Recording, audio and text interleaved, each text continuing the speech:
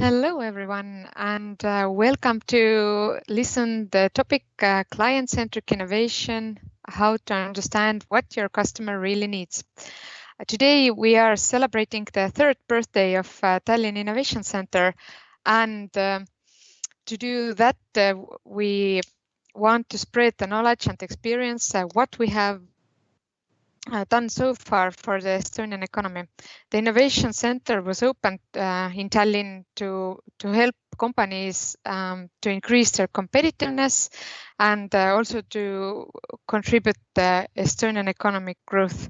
But there has been numerous more events targeted not only to companies but also to private individuals and to school children to help them enhance their skills, their entrepreneurship, ambition, and to contribute to the Estonian economy. However, today's panel will be more about what does it mean for a company to create internal innovation, to create entrepreneurs, and we are going to share a few of the best practices of service design, which we have used quite a long time. I would say about 3 years in SEB. The innovation team also has been working on something special, which will be revealed at the end of this call. I'm not going to tell you that at the moment. However, you will hear like various learnings, experiences, and maybe can walk away with few tips if you plan to apply these methods of service design into your teams and product development people's daily lives. As a background statistics, I would tell you more that over 3 years we have had more than 10,000 visitors in Tallinn Innovation Center. And when there was carried out the Global Finance benchmark survey, then SEB Baltic employees actually ranked their satisfaction level towards innovation in the company with 82 points on a scale of 100, whereas average ranking in more than 50 other large financial sector corporates reaches only to 73 points. So we can see increase in there. We have done also a program. We have managed to train already more than 60 people in Estonia more deeply about the service design. And also we have managed to teach to more than 100 employees in Estonia about the fundamentals of service design. But you will hear more about that later on. I would now like to introduce my co-panelists who I've invited here today to have a fruitful discussion with. So the first will be Jenny Fürstenbach. Jenny is a program director in the School of Economics, Stockholm School of Economics Executive Education. She's giving their lectures on design thinking for professionals. Also, she has developed this training program for large corporates in design and customer-driven development. And in general, Jenny is oriented to help organizations to simplify, develop, and innovate. Is that right? You can see that. So, and another panel. And another panelist is Karlis Karolis joining me. Karlis is SEB Innovation Manager in Latvia. Karlis has graduated Master of Business Administration with a focus on innovative enterprise.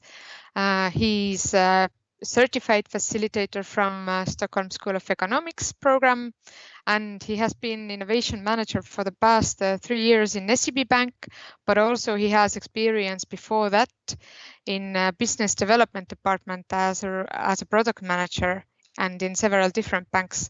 So probably a very good comparison between how facilitators see things and usage of methods and how you self were in when you were in a product development department.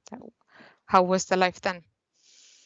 But to start off with, then I have a question for Jenny that could you maybe please elaborate and share a bit like what has been the Stockholm School of Economics and your approach to service design, which we have then together applied as well in SEB more broadly?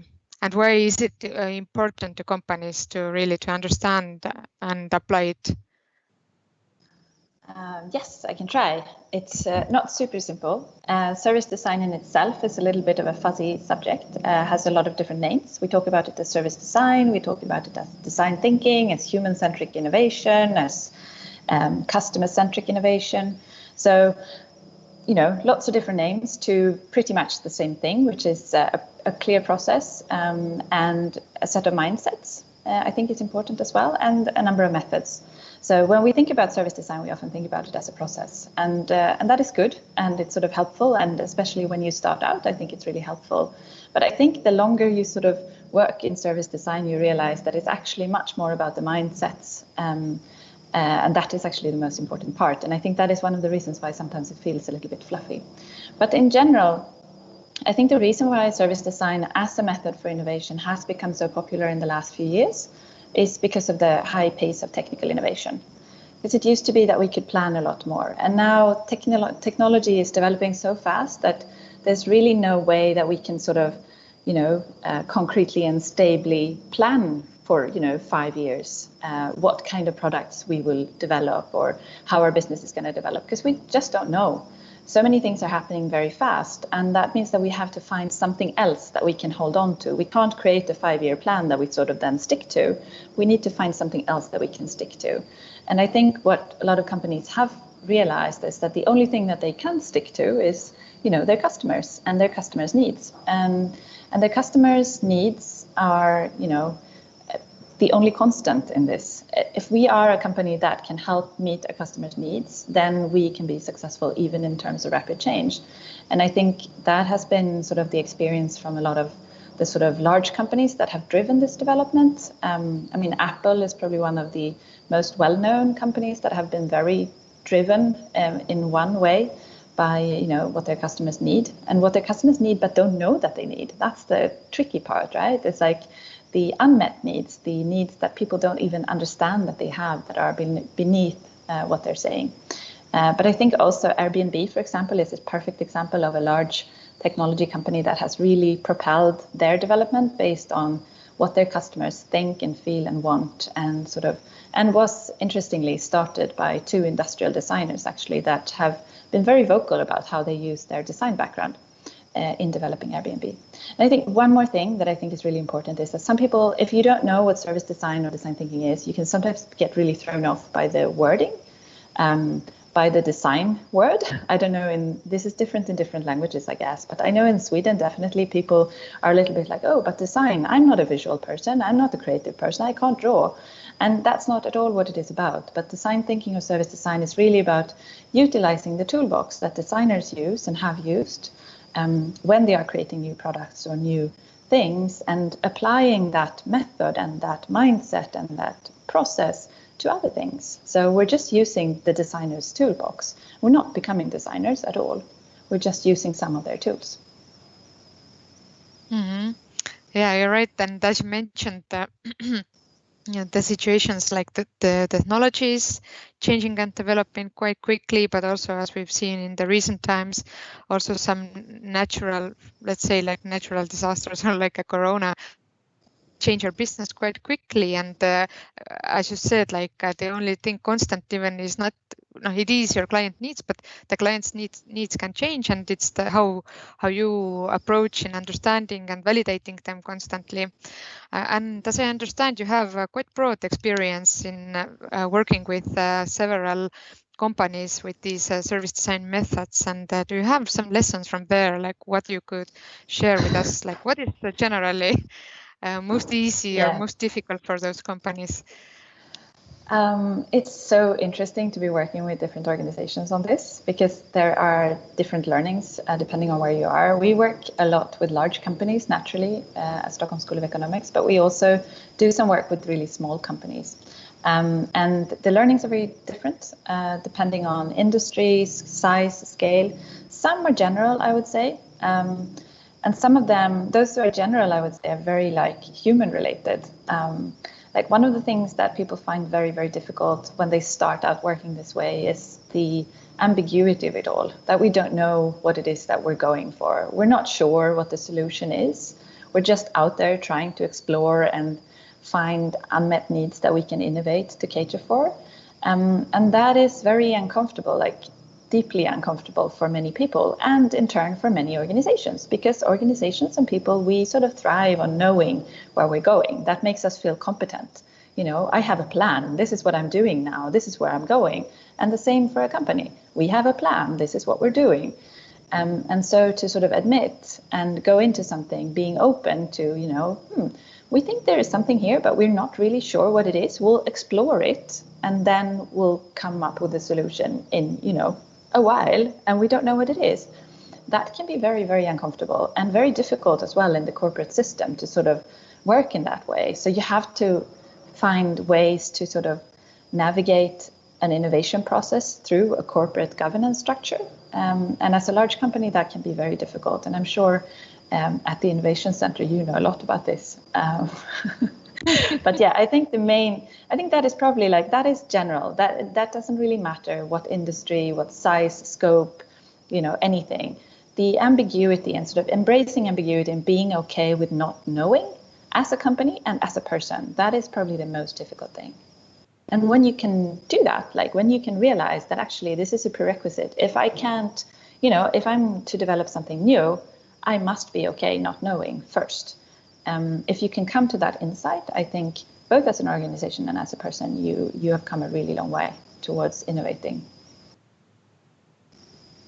Yeah. And is there anything that you have noticed that is more easy to relate for the companies or for the employees starting to apply?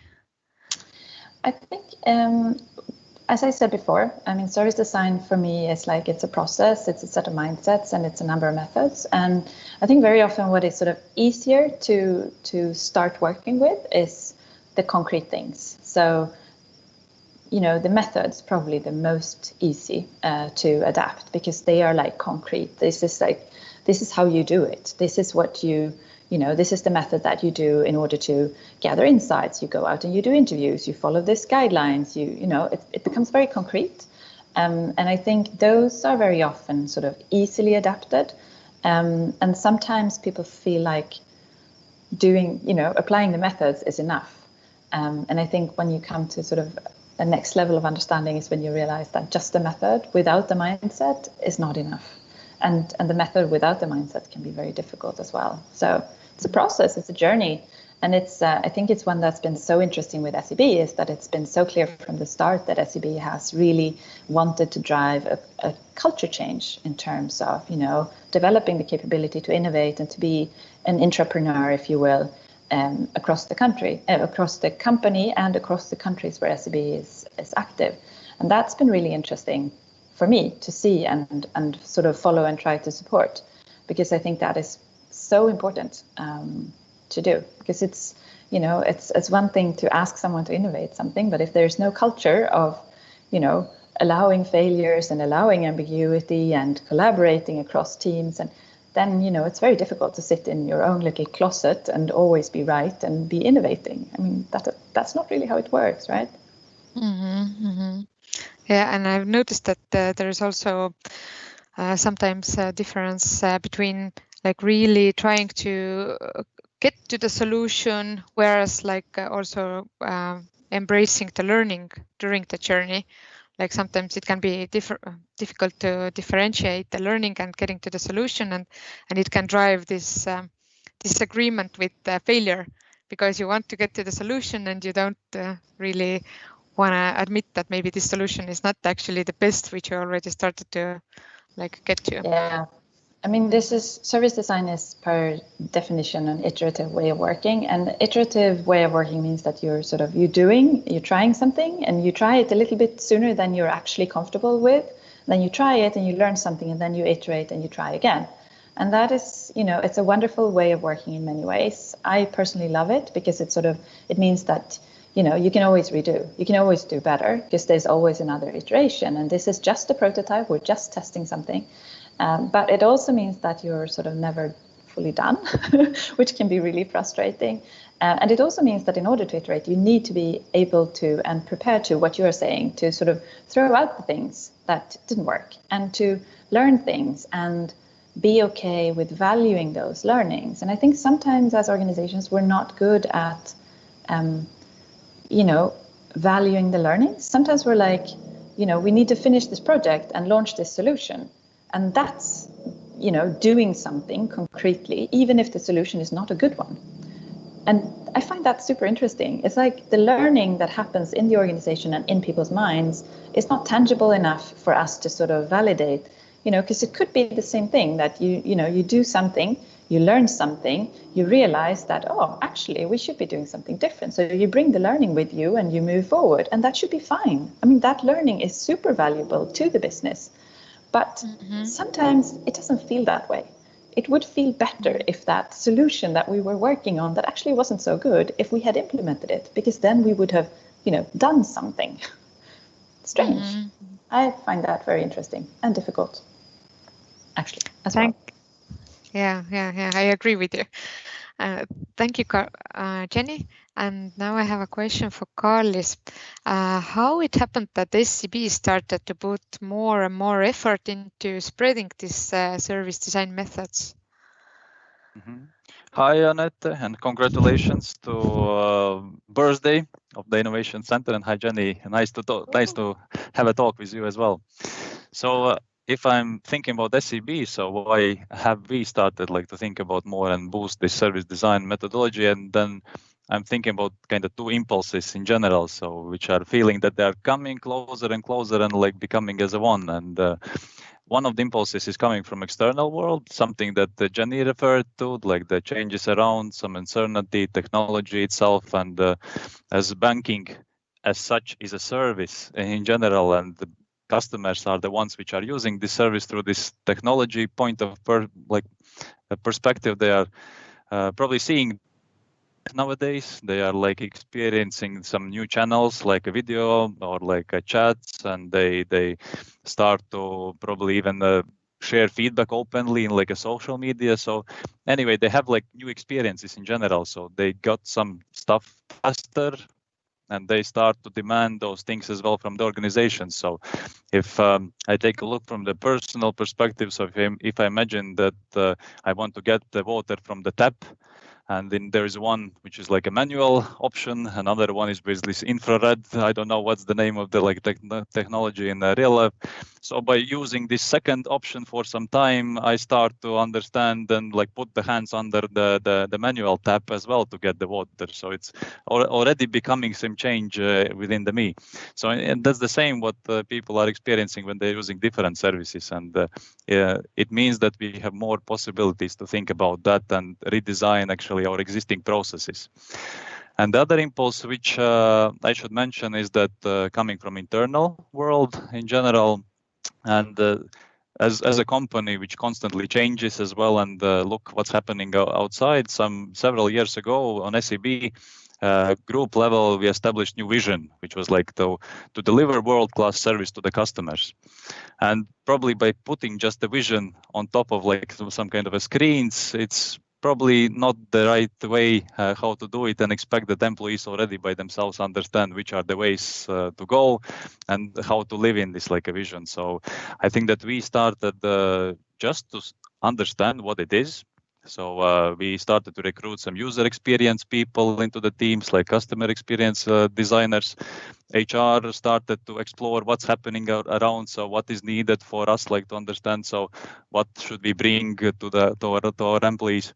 And the third one as well, innovation team just noticed that, okay, this is something that we already are as well using as a piece of our innovation activities. So it's very quite linked. And I think this internal impulse was accumulated knowledge at some point of the time when several parties realized that in order to achieve this a bigger vision and knowing that demands are changing, then we mainly those three forces should start be ambassadors into this a journey. And now we understand the world is changing, we have already some programs in place where we are like teaching, and exactly the same, like as I mentioned, there's like a user experience teams and innovation teams, or like HR teams, and as well there are already more like service design ambassadors internally. So they are the one who are like running those trainings and spreading this organization to feel that customer is the one who is, like as Jenny probably said, that this constant thing that we can follow and rely on. Mm-hmm. And within the last 3 years, I know the innovation portfolio has a little bit expanded, and the initiatives have also like changed from as they were in the beginning, like more focused on the idea development, and as they are now more towards the skills development and like the sprints and around the product and using these service design methods. How would you say, like, how have the people perception on service design changed within the last 3 years when you have like tried to evolve with them and train them? Are they somehow now more open, something? Yeah, so I would say as an organization, as you referred to this like innovation portfolio, we tend to use to use some programs and initiatives which were a bit aside of the regular like a product development or the business development, which is also needed. In some sense, we had this like employee lab, let's say, so it's like which is like internal accelerator for our employees where they can work with ideas and strive for them, spending some 1 day per week or 20% of the time to develop that. So it was a bit outside of the regular like a development. And with this initiative, we felt that we can reach around like maybe 5-7% out of the people which can experience such type of like a process and understanding that going out of the building is very important to see what's happening around, that not the working place is not the best place where to figure it out everything. And that feeling was that maybe it's not enough. So 5-7% still time to time people are changing. So we probably cannot get this like understanding when everybody is feeling service design into their blood, let's say so. So today the things what have been changed. So we have tried to step closer to existing business development pipeline, let's say so. We are practicing. I see more and more like workshops or like regular meetings where this like customer insights are like discussed, and some are bringing to some committees options. So this is like an extra option for these like product developers that they are bringing on the table. So saying, okay, this is the thing that we thought it will work from the customer insights. So you as a steering committee, please choose so which way to go. And I'm very amazed to see that actually that as well committees tend to move towards and lean towards like a validation. So is when proven facts which are coming from the customer side. And from statistic perspective as well, we started to train people more and more. And with this service design training, actually we can reach already we have reached around like 60% of the business developers in the Baltic states. So it's like more than a half where people have seen more or less like some parts of the service design. And then we hear the questions here and there that, okay, hey Anette, hey Carlis, can you run the workshop in a different way? And then we said, okay, maybe we can ideate some in a different way. So maybe what should we do at the very beginning when we have a challenge? So where to go, how to understand what's happening outside, and how to do some like a prototyping. There is still way to go, definitely. And I think that you can learn all the life that service design and design as such. However, I feel that the changes are that this willingness from the employees is coming, and they are putting those options on top of that, so that the bigger choice is there. Mm-hmm. And as I heard, willingness from the management as well to even more require the validation and the proven points based on what then to fund the projects. I have a question about the practice of applying it. When different teams are starting to apply the methods in their daily jobs, how would they know like what is the time, what is the like a normal time to allocate when applying it? Like, can you move on with the project, I don't know, half a year or 1 year, because applying service design also and requires more time and requires more attention to discussing with customers, organizing experiments, analyzing them, making new experiments again. So what would be like the normal length of time and what's the experience around there? So maybe, Jenny, you can answer what you have seen broadly in the companies, and maybe Carlis, you can say like what's the experience from your side. Yeah, sorry, I can't stop myself on that one. You say it takes more time. Yes, it may look like it takes more time. And especially, I think the big difference between sort of the traditional way of working is that working in this way requires a little bit more time upfront. Requires a little bit more time upfront in understanding the problem and actually making sure that you're solving for the right issue. And yes, that may feel in a corporate environment like that takes more time. I know, and I know that you guys also know, that you can time box that. You can sort of set limits on, how much time can we spend, how many people can we talk with, how broad should we go, and then decide, okay, so based on this, we will make our decision and we will move forward. But I think what you're also realizing, and what people are realizing when they are starting working this way and sort of finding that it's really an effective way of working, is that it takes more time up front, but when you start to move on something that customers actually want, you have to spend much less time at sort of later stages, because you are doing what is actually wanted, rather than trying to push something that people are not needing. So in that sense, I think, yeah, it may feel like it takes more time, but I would say that in general, implementation is faster. And so in that sense, I think time-wise, it's similar. But yes, sometimes it feels like, going out for interviews with customers can take, we don't really have time for that. But I think if you don't really have time to talk with your customers about what they need, then I wonder what you have time for. Because that feels like core to any commercial business, for me, at least. So sorry, Carlis, you may pitch in. Yeah, and disagree, please. Yes, of course. No, I think that the direction is the right one, and I agree that kind of this research part and the organizations is like very critical to do at all, like, and not only like the customers what they are like doing, but as well like sometimes that there are competitors around and they are as well like doing some stuff. Personally, if I think about the time boxing and timeline, I think that the beauty in my head of this service design, that actually you can start with like a 5 minutes as well. So you can start with like a first 5 minutes of the thing that you are actually doing already. If you have some kind of a next meeting where you have to brainstorm about some potential like things, there are tools in the service design toolbox actually where you can understand what are the different ways how to bring this creativity into this like a brainstorming, not to let just the discussion flow on its own. And the same about this like visualizing something or like writing an email to somebody to think about from his point of view. So, okay, what I'm going to receive and how I'm going to read it. So it's starting actually from the very small things. And I have used it in my family as well to think what we're going to do in the weekend. So that's the challenge. So then we started understanding, okay, what kids wants, what my wife wants, what I want. So kind of we are putting all the options on the table and then kind of assessing them.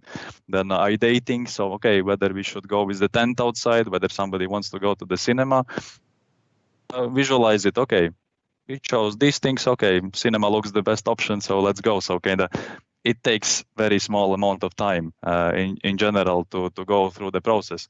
And if you think about the mindset, I would say it really depends. And if I take a look from the business development in general, sometimes you already kind of know terms in general. It's okay, and after 3 months I have to do this like a feasibility study. So then you kind of pick up this like then you have 2 months, you have 4 weeks. You probably could have like learned some 8 things, and you just understand which are the things that you want to learn most at all. So is it like a customer part, or is this more like a solution side that is not unclear? And then just go after that, define what you want to learn, and go outside. And maybe it's like starting really with 5 interviews and a very natural conversation with somebody at the coffee table as well. So I think that the beauty of it is like really that it's iterative, and you can really adjust it based on your how many like energy do you have. there, whether it's like personal job or some bigger project in general. Mm-hmm. And if you challenge the similar topic with the teams, then is there any like similarity between the solutions that come out, or will the solutions each time?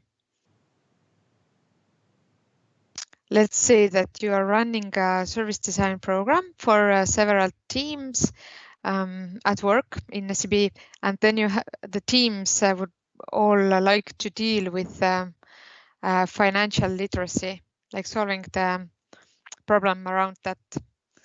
So would it be best to let the teams all to choose their favorite topic to deal with that, or should you somehow like distribute them that no, you should take something different, we would like outcomes on several topics? Or is it okay, like can it like bring a broader perspective of solutions when teams tackle them? I have personally seen like both directions. So is it like challenge driven? In general, it's more like that you have like just area where you would love to like explore, and then you like start exploring. So if it's like a challenge driven, then usually it's a bit linked with like a stakeholders and somebody who is like interested in getting result there. So it's sometimes better to start like this upfront work, like understand, okay, what has been done, what were the success, like a preparation, or like the things that you have tried, and later on together probably with this stakeholder very close, you are like investigating something. If you are working on something totally new, I would say that it's fine as well, that it's quite open at the very beginning. So you are like, maybe you know financial literacy, so just go and talk with people and say what do you know about the finance actually, and so can you elaborate more, so how this helps into your like a life if you know more or less. So I have seen both of the ways, and I think that there is no right or wrong way to go, but you have to like start with something. That's the main point. Mm-hmm. And as you mentioned that people have started like really applying these methods more, but also asking for more support from the innovation team side. How do you think, like how can we support them more applying the methods on their own? Because I've seen as well from my experience that a lot of people who have passed the trainings, some percentage of them start applying these methods straight away. Some of them still seek for like a supporting shoulder or a coach who would guide them through this process with security, at least with the first times, and then it can happen that there is a lot of requests for support later on, and teams maybe they can't precisely follow their time agenda, but they have to somehow navigate and wait for the support and see like if they can manage. Mm-hmm. What I have learned mainly by observing like people into this like a journey in general, so I feel that there are different people and they have different like kind of levels of so somebody is like more feeling more comfortable to go outside and like talk to these people, and some are not. So I think that it's very important at the very beginning, even prior they are like ending this like programs or like trainings in general, that there is some kind of a safe place where they can like practice these things, experiment around that. And that's why probably this like service design training programs are in place, because it's very hands-on. You can try out different techniques and you understand that, okay, maybe I'm not feeling comfortable with like filming something. I want to approach customers in the interview, so kind of there is some kind of a safe place in general. So that's very important that they feel safe. And the other thing is that after these trainings, it's from the organizational perspective, I feel that you referred that innovation team is helping, and I see that also like our user experience, like teams are helping people to deal with their daily tasks. So it's very needed that somebody is taking this service design breath after this like a training, as probably with all the trainings. So it's good that if they are applied and somebody can help. And maybe here we can also like reveal some of the surprises that you mentioned previously, that at the moment we are also working on creating virtual toolbox for our like business development, where we are combining the tools and like the guidance that part of the journey they can start doing by themselves, because sometimes they just have to have this like a first, as I said, starting point, and then some of the tools there is needed help more, and for some of the not. But the main thing is that they are like learning through the practicing. And actually, yes, so if there is somebody who is like lacking or like lacking this safety even in this like real work, then we are coming closer and like helping at first to come together with this person like into the journey. So but starting point is very easy. So if you don't have to like start probably always from the big projects. Yeah, you can start small as well from the small things. Mm-hmm. And I have additional question for Jenny about like what do you see, like is there anything common in the people who will usually start applying these methods after?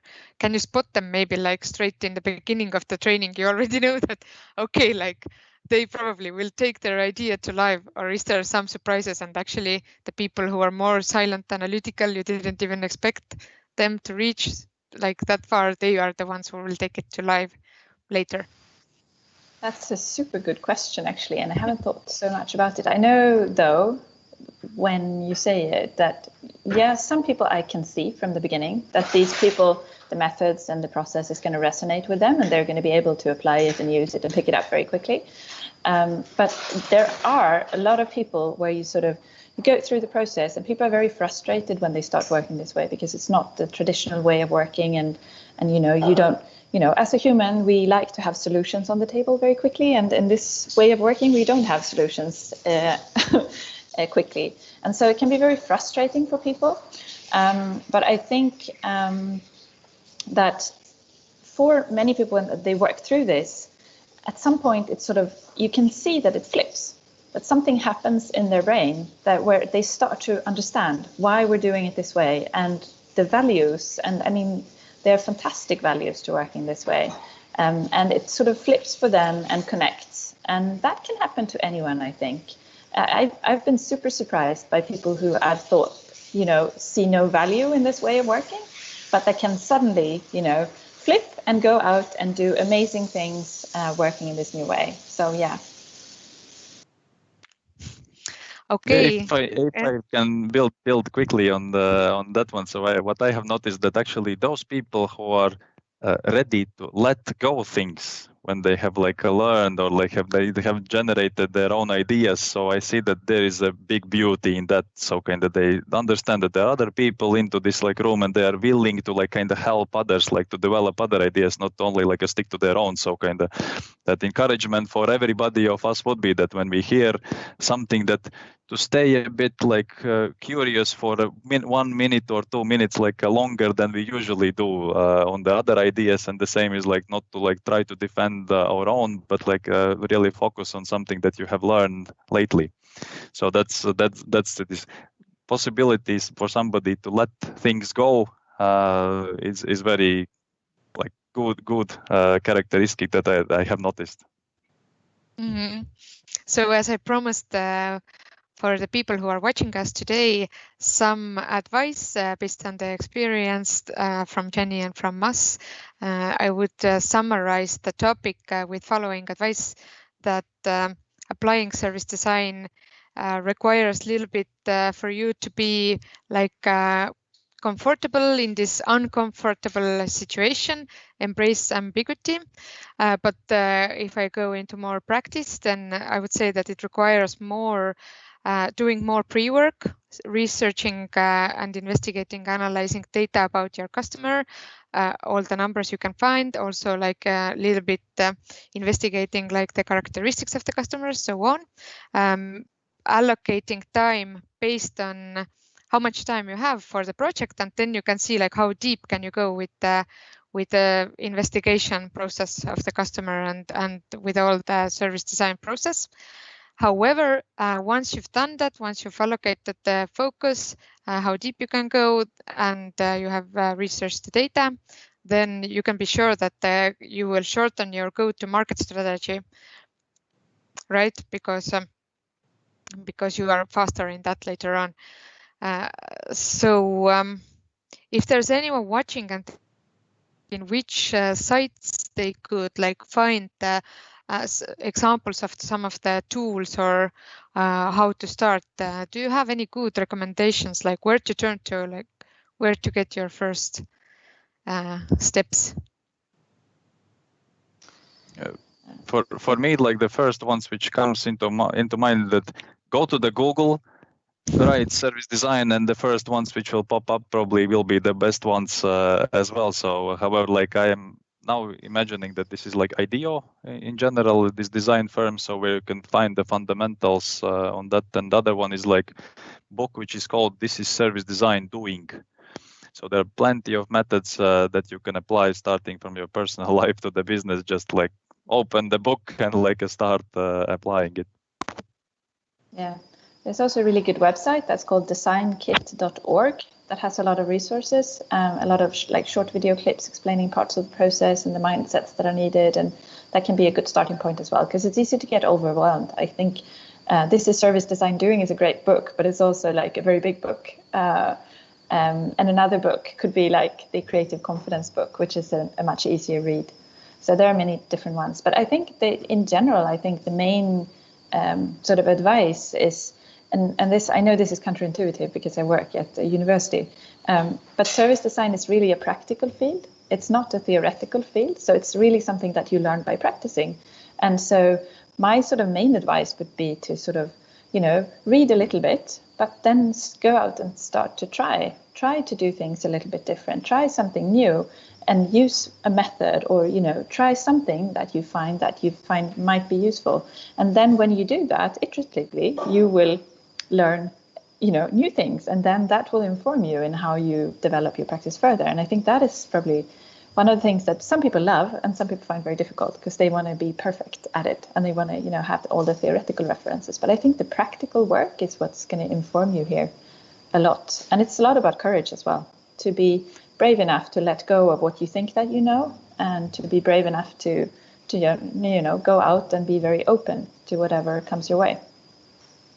And maybe one more to add is like that feeling that I have catched, that it's not like that we haven't done those things even prior to knowing the service design or such. I have heard like plenty of like people saying, okay, actually this is the way how I do my business already, so I go outside and as well. So what it helps for us is really to pick some like tools and put it in a structure that it's like easier to understand, and for like a bigger audience, if we think the organization, to talk in the similar language. So if it's not that there are several like interpretations, but you kind of can understand like, okay, now we are like this ideation phase. Now we have to like make decision. Now we have to go and do some like research and get the feedback. So I think that quite a lot of like people intuitively already doing some of those things, but this like service design is like helping as well to remind that customer is the top centered like a thing, and other about this you can choose some toolbox which can help you to get some insights from them. Thank you.